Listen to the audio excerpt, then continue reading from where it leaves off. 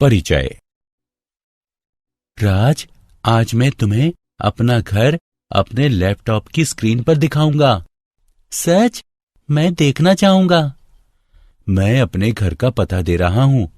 अब मैं मानचित्र को तब तक बड़ा करूंगा जब तक कि मेरा घर नहीं दिखाई देगा।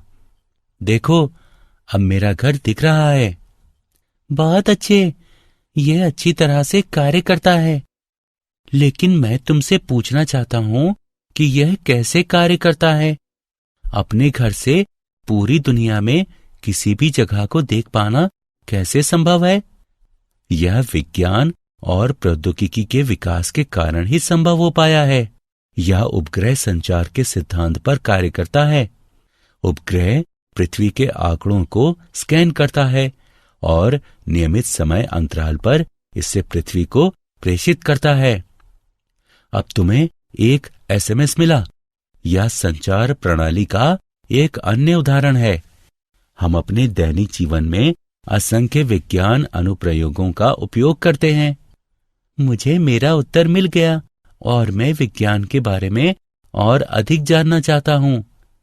ठीक है, आज हम विज्ञान और भौतिक दुनिया के विषय में और अध्ययन करेंगे।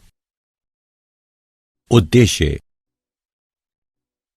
इस पाठ के अंत में आप निम्न करने में सक्षम हो जाएंगे: विज्ञान और भौतिकी को परिभाषित करने में, भौतिकी के क्षेत्र और उत्साह को जानने में, भौतिकी की प्रौद्योगिकी को समझने में, भौतिकी के समाज के बारे में जानने में, प्रकृति में मूलभूत बलों का विश्लेषण करने में, भौतिक नियमों की प्रकृति के बारे में जानने में।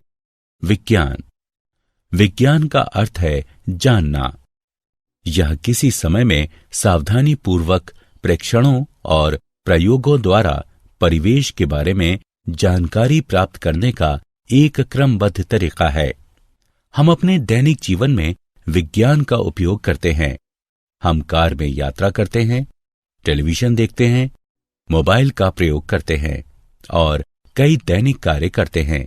यह केवल विज्ञान के कारण ही है। भौतिकी क्या है? प्रकृति और प्राकृतिक व्यवहार के अध्ययन को एक संगठित तरीके से विविध उपशीर्षकों में व्यवस्थित करना भौतिकी कहलाता है।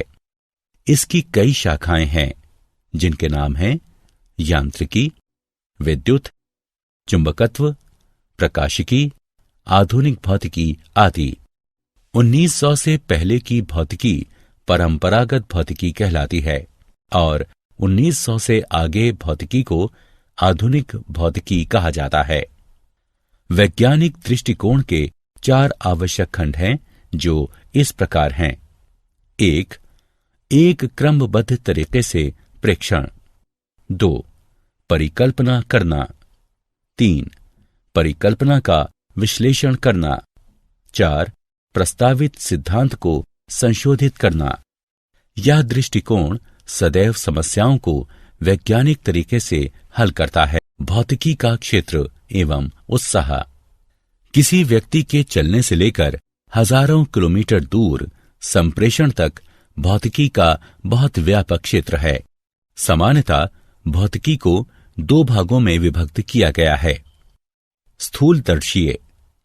स्थूलदर्शीय पैमाना लंबाई का वो पैमाना है जिस पर वस्तुओं या प्रक्रियाओं का आकार ऐसा होता है जो नग्न आंखों द्वारा माप योग्य और अवलोकन योग्य होती हैं।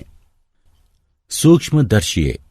सूक्ष्मदर्शीय पैमाना आकार या लंबाई का वह पैमाना होता है जिसका उपयोग ऐसी वस्तुओं की व्याख्या करने के लिए किया जाता है जिन्हें नग्न आंखों द्वारा आसानी से देखा नहीं जा सकता और जिन्हें स्पष्ट रूप से देखने के लिए किसी लेंस या सूक्ष्मदर्शी की जरूरत होती है। भौतिकी ब्रह्मांड की पूर्ण समझ तक पहुंचने का प्रयास करती है। ये ऐसे मूल कणों का पता लगाने की कोशिश करती है जो उन द्रव्य बलों का निर्माण करते हैं जो ऊर्जा के व्यवहार और विविध रूपों को निर्देशित करते हैं। भौतिकी की प्रौद्योगिकी। नाभिक और इसमें सन्निहित ऊर्जा का विचार हमें अपार ऊर्जा उत्पन्न करने में सक्षम बनाती है। डिजिटल तकनीक के अध्ययन ने हमें एक कंप्यूटर बनाने में सक्षम बनाया जो कम समय में प्रक्रिया करता है। कर्नाटक द्वारा सैद्धांतिक चक्रीय उत्क्रमणीय प्रक्रिया के विकास से हमें एक इंजन, रेफ्रिजरेटर, एयर कंडीशनर आदि को समझने का मौका मिला।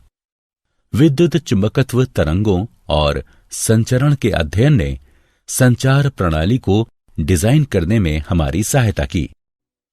उपग्रहों के प्रक्षेपण से हम संपदा के बारे में जानने के लिए पृथ्वी की परतों को समझने में समर्थ हुए और संचार सुविधाओं को उन्नत करने के अतिरिक्त अपने सौर परिवार से आगे जाने में सफल हुए। भौतिकी का समाज। भौतिकी आधारित तकनीक के द्वारा हमारे समाज को बहुत अधिक लाभ मिला है। दृष्टि सुधार के लिए प्रयुक्त लेंस, यातायात के तरीके, सस्ती संचार व्यवस्था, मौसम की भविष्यवाणी, ये सभी प्रगति के कुछ ऐसे आयाम हैं जो भौतिकी के कारण संभव हो पाए हैं। लेकिन साथ ही इसने विनाश के हथियार भी दिए हैं। मिसाइल, परमाणु बम, हाइड्रोजन बम सेकंड के एक भाग में ही अकल्पनीय विनाश कर सकते हैं। प्रकृति में मूलभूत बल। 4 मूलभूत बल हैं जिनके नाम इस प्रकार हैं: गुरुत्वीय बल, विद्युत चुंबकीय बल, शक्तिशाली नाभिकीय बल, दुर्बल नाभिकीय बल। गुरुत्वीय बल ब्रह्मांड में किन्हीं भी 2 वस्तुओं के बीच पाया जाता है। न्यूटन के अनुसार परस्पर आकर्षण बल द्रव्यमानों के गुणनफल के अनुक्रमानुपाती होता है और बीच की दूरी के वर्ग व्युत्क्रमानुपाती होता है। यह स्थूलदर्शी स्तर पर अहम भूमिका निभाता है और सभी बलों में सबसे दुर्बल होता है। विद्युत चुंबकीय बल आवेशों के एक युग्म के मध्य होता है। विद्युत और चुंबकीय बल अलग अलग नहीं होते। तुलना के लिए हम कह सकते हैं कि प्रोटॉनों के एक युग्म के मध्य विद्युत बल उसी दूरी पर उनके बीच गुरुत्वीय बल से 10⁻36 गुना होता है। शक्तिशाली नाभिकीय बल प्रोटॉनों और न्यूट्रॉनों को नाभिक में बांधे रखते हैं। यह सबसे शक्तिशाली बल होता है और प्रकृति में विद्युत चुंबकीय बल से 100 गुना होता है। दुर्बल नाभिकीय बल कुछ अन्योन्य क्रियाओं जैसे बीटा क्षय में पाए जाते हैं और यह 10⁻⁻15 मीटर की कोटि तक की दूरियों में पाया जाता है। भौतिक नियमों की प्रकृति। विभिन्न बलों शासित किसी भी भौतिक व्यवहार में कुछ राशियां समय के साथ बदल सकती हैं, जबकि कुछ भौतिक राशियां समय के साथ नियत रहती हैं। ये राशियां प्रकृति की संदक्षी राशियां हैं। द्रव्यमान, आवेश, संवेग, ऊर्जा चक्र और दूसरी क्वांटम संख्याएं ब्रह्मांड में होने वाली घटनाओं को शासित करती हैं। ऊर्जा संरक्षण का नियम विविध रूपों में पाया जाता है। उदाहरण के लिए आइंस्टीन की द्रव्यमान ऊर्जा तुल्यता की अवधारणा और बंधन ऊर्जा के लिए उत्तरदायी द्रव्यमान क्षति ये पुष्टि करती है कि द्रव्यमान ऊर्जा का एक अन्य रूप है और संरक्षित रहता है। क्या आप जानते हैं 1984 में लॉर्ड केल्विन ने पूर्वानुमान लगाया कि रेडियो का कोई भविष्य नहीं है। उन्होंने यह पूर्वानुमान भी किया कि वायु से भारी उड़ने वाली मशीनें असंभव हैं। ऑप्टिकल फाइबर का आविष्कार 1966 में 2 ब्रिटिश वैज्ञानिकों चार्ल्स काउ और जॉर्ज द्वारा किया गया, जो ब्रिटिश कंपनी स्टैंडर्ड टेलीकम्युनिकेशन के लिए कार्य करते थे। पर्दे पर किसी प्रतिबिंब का सबसे पहला प्रक्षेपण जर्मन पादरी ने किया था। 1646 में एथेनेसियस किर्चर ने हाथ से चित्रित प्रतिबिंबों को एक सफेद पर्दे पर एक मोमबत्ती या तेल की लैंप से प्रक्षेपित किया था। 1876 में अलेक्जेंडर ग्राहम बेल द्वारा टेलीफोन के लिए अपना पेटेंट पंजीकृत कराने से 1 घंटे पहले एलिशा ग्रे ने अपना डिजाइन पेटेंट करा लिया था। मुकदमे के वर्षों बाद पेटेंट बेल को मिला। सारांश। आइए हमने जो भी सीखा है उसे संक्षेप में दोहराएं। किसी समय में सावधानी पूर्वक प्रेक्षणों और प्रयोगों द्वारा परिवेश के बारे में जानकारी प्राप्त करने का एक क्रमबद्ध तरीका ही विज्ञान है। प्रकृति और प्राकृतिक व्यवहार के अध्ययन को एक संगठित तरीके से विविध उपशीर्षकों में व्यवस्थित करना भौतिकी कहलाता है। स्थूलदर्शीय पैमाना लंबाई का वह पैमाना है जिस पर वस्तुओं या प्रक्रियाओं का आकार ऐसा होता है जो नग्न आंखों द्वारा माप योग्य और अवलोकन योग्य होती हैं।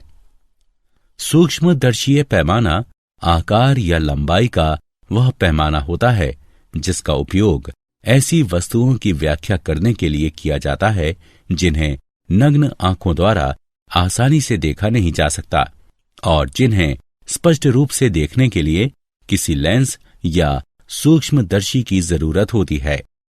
गुरुत्वीय बल ब्रह्मांड में किन्हीं भी दो वस्तुओं के बीच पाया जाता है। विद्युत चुंबकीय बल आवेशों के एक युग्म के मध्य होता है। शक्तिशाली नाभिकीय बल प्रोटॉनों और न्यूट्रॉनों को नाभिक में बांधे रखते हैं। दुर्बल नाभिकीय बल कुछ अन्योन्य क्रियाओं जैसे बीटा क्षय में पाए जाते हैं। कुछ भौतिक राशियां समय के साथ नियत रहती हैं। ये राशियां प्रकृति की संदक्षी राशियां हैं।